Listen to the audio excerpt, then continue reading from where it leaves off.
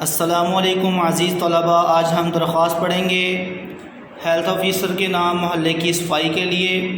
تو سب سے پہلے بخدمت جناب ہیلتھ آفیسر فیصل آباد کارپوریشن، اور اس کے بعد پھر عنوان لکھیں گے ہیلتھ آفیسر کے نام محلے کی صفائی کے لیے درخواست۔ یہ کوشش کرنی ہے کہ ایک ہی لائن پہ آ جائے عنوان۔ اس کے بعد درمیان میں جناب علی لکھتے ہیں۔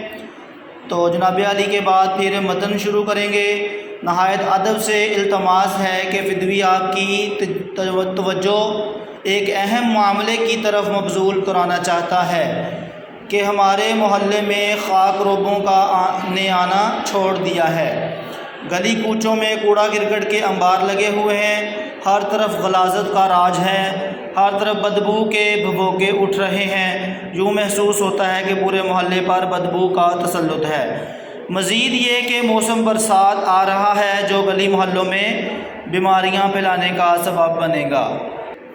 لہٰذا میں آپ سے ملتمس ہوں کہ ہمارے محلے کی گندگی صاف کرنے کے احکامات جاری کریں۔